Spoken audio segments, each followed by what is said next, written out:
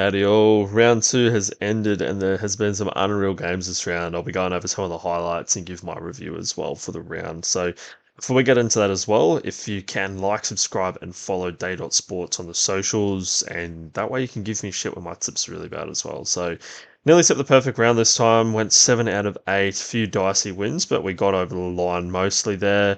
Also, fuck the Dragons, they're dead to me, but we'll get to them later on. So round two kicked off on a high note for me personally, with Broncos getting up over the Rabbits 28-18.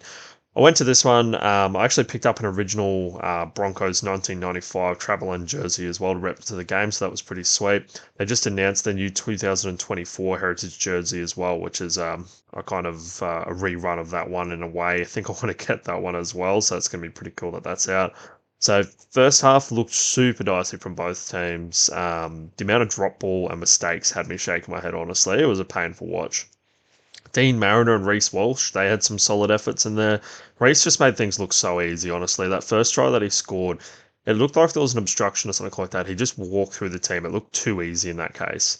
And you can tell with the foot falcons that Mariner has that they're really targeting him with the chip and chase. Reno went to that a few times, and it was funny. I was telling my brother saying that, yeah, they're going to be going for that. A couple minutes later, Mariner in the second half decided to chip and chase for himself. He is that quick, he just pops up. But yeah, I'm pretty much a profit in that case. So second half was a lot better, but Broncos still let in some soft tries, which wasn't really great to see. Souths probably got off light, I reckon, though, that they didn't get done like 40-12. Again, Mariner and Arthurs, they were so solid on the wing. Cobbo had a worldie of a night as well, and yeah, once again, Reece is just a freak. Still need to tidy up a few things, but I think the Broncos are looking the goods again. Not an inch of ice in there at all, no way. So I think they're definitely missing Flegs though at this point, so not convinced that the forward rotation currently is really the best that we might have. We did hand over the ball quite a few times, quite a few drop balls. I really want to see Xavier Williamson get out there instead. Reno as well picked up an injury. I believe that's MCL. He's going to be out next week at least against Penrith, so that's a bit of a bummer, but probably better to rehab early in the season when it's, I guess, not as important. Honestly, at this point, let's bubble wrap and protect him at all costs because it's a long season ahead and God knows we need him. So, not quite the 13 plus thanks to Trell's 100th try. Congrats to him on that one as well. But yeah, good shit from the Bronx there. So, honestly, missed the next game. So, we got Sharks, Bulldogs, but pretty standard performance here from the Bulldogs. Sharks get the win 25-6 because Nico apparently really needed that extra 1 point. Long season of L's ahead for the Bulldogs, I feel, which is fine for me because I can just keep giving my mate shit that goes for them. But Sharks just do it again, just enough to kind of get things done. Looked a lot better this time, Nico Hines in particular this time around. So they'll have a good season. Don't see them winning the comp, but you never know. We'll see how it goes. So on to the next one. Penrith get it done against the Eels 26-18. So Penrith are back to it in the win column. Eels, they started off pretty well, but just couldn't keep up with Penrith, I think. They got a bit tired. Eels got a massive wrap after their first game, but I'm still not convinced that they're all that at this point. And not going to lie, don't mind seeing them lose either. So the left side got absolutely pillaged by Tago as well. So injury didn't really help them there, but they just couldn't hold on with it. I really wanted this to be try of the week, and it would have been for me if it wasn't for what we'll talk about a little bit later, but Moses Leota getting the ball off Cleary, putting on a massive step, and then just hitting the unknown foot Falcons to dart about 30 metres to score a try was some elite watching. You just love to see a big fella move like that in a bit of open space. It was unreal. Shit you just love to see. So dare say, though, similar to Broncos, Penrith did let in some pretty ordinary tries. Another thing that happened in that game that was absolutely brutal to watch was big Regan Campbell-Gillard running over the top of Fisher Harris. We do not see that very often. I think it ended up hurting his shoulder because that was a brutal collision. Move to the first game on Saturday. Sticky's Big Milk pumped the Tigers 32-12.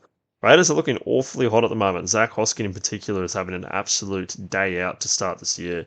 I feel he could probably lock down that starting position if he has a couple more games like this. He's been insane.